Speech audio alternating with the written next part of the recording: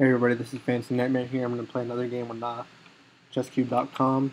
I've run into issues whenever they do this sort of thing, but I'm going to go ahead and see what I can get out of this. Sicilian defense, it's fine. I'm going to let him run that pawn up. Go ahead, run your pawn up, and then I'm going to go ahead and take advantage of the fact that he doesn't have this light squared bishop on here, on this diagonal. I could also go for that break, the d5 break. I probably should have gone for it now that I think about it. Let's go ahead and develop my knight, and then get ready for this pawn push. Maybe even e6 to defend. I'm not going to let him do that. Well, no, actually, I think this is a mistake. I didn't have to do that. It just helped my break, but I didn't have to do it. Maybe d7 right now. d7 would be fine. Should d7. I'm going to take a halt to that pawn. And if he does start pushing his pawns up the board, I have knights. So he's going to have to move this knight out in order to push this g4 pawn, so I'm okay with that. I think bishop d7 is fine, then I'll push e6 and then d6. Just kind of want to have that pawn structure where I have a... Well, now let's see. I have 1, 2, he has 1, 2 attackers on the square. I have 1, 2 defenders on the square. First to capture loses. So you can also pawn push. If he pawn pushes, then I have bishop out attacking, or knight out, sorry. Pawn pushes, see this, attacking his bishop. Okay, so he didn't go for that. What I'm going to do is I'm going to keep doing this. This is a threat now. It's on the card, so he's going to move one of these pieces, or try to play there he is, d4 on his own. Do I see any issues with that? I don't see any issues with that currently. He could take my pawn, but then I have this pawn push again, forking the two pieces. Maybe even just this to threaten that pawn push if he does decide to capture. Yeah, I didn't like that. Okay, and if it's between the knight and bishop, I'm pretty sure he's going to move this bishop out the way, capture, an open file for the queen, swap him off the board, and they'll have a good, clean game. I've been doing better in ChessCube. Chess.com, I played 5-minute blitz games, and it doesn't really work out there.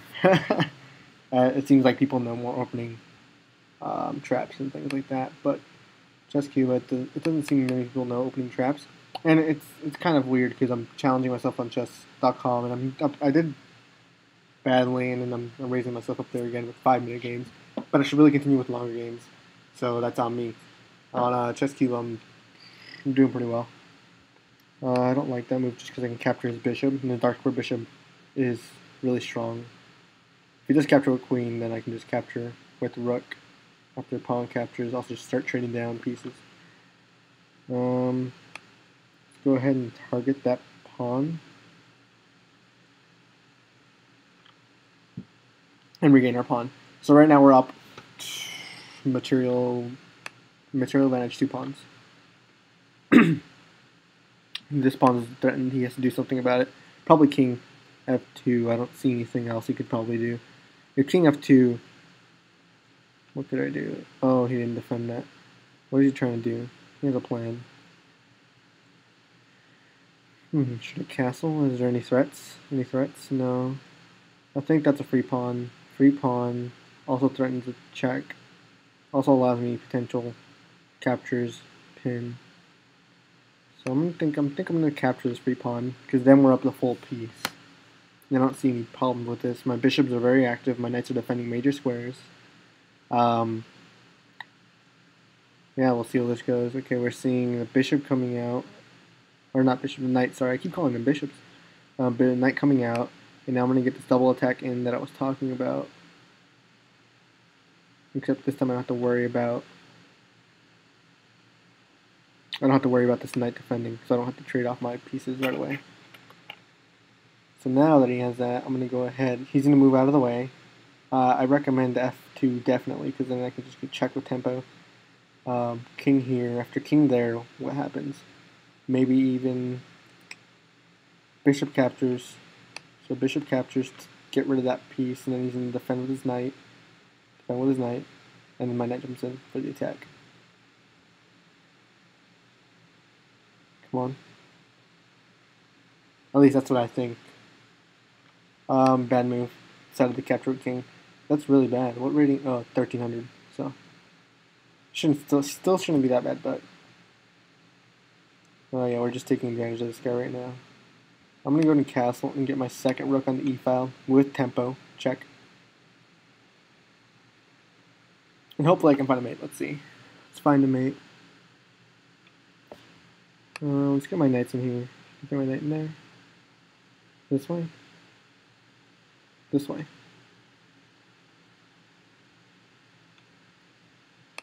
Check.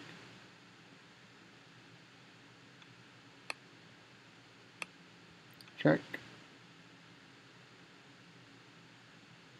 Resign? No? Okay.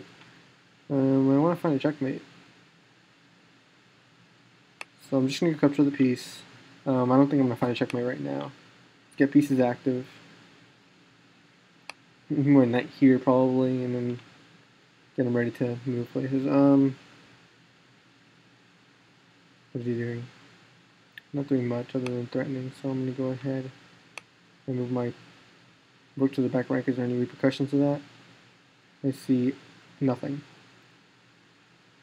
My rook and my knight are both on this bishop. It's very active, so okay, I don't like that move for you at all because now my king, my rooks are both active. He's given up.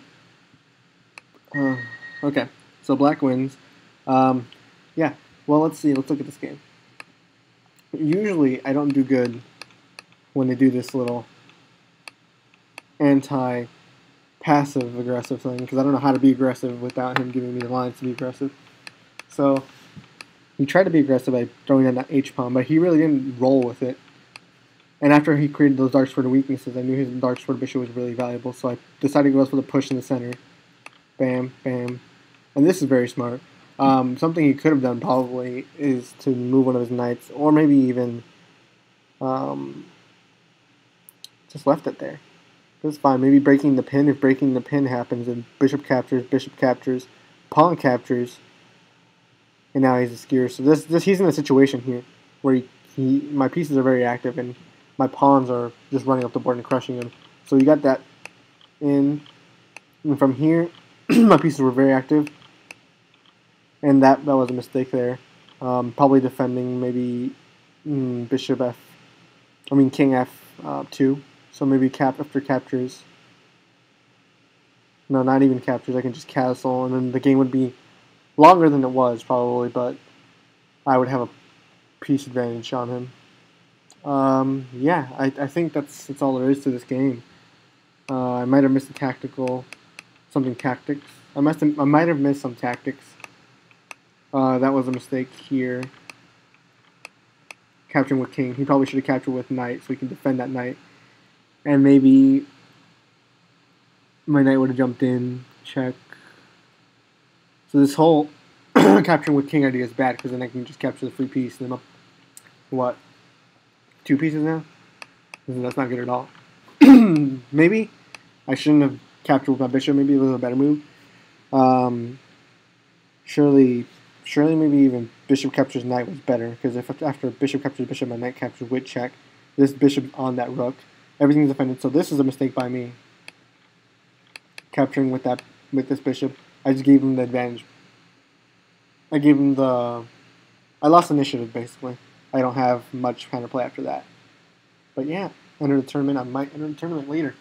Thank you guys for watching. This is a Siclian game. I'm also working on making a Smith-Morra Gambit video. I've been trying to work on that, but there's a lot of lines to cover that in that video. But I'll get it out to you guys as soon as possible. I don't think I'll cover all the lines that I'm trying to get over. Overview, sorry. All the lines that I'm trying to overview, but it's just really complicated, and Smith-Morra Gambit is a really powerful tool to use against the Siclian, which is something that I play and that higher rated players play as well. Other than that, I'll see you guys later, and click subscribe, click the like button down below. It helps me out a lot, and I'll see you guys later, okay? Bye.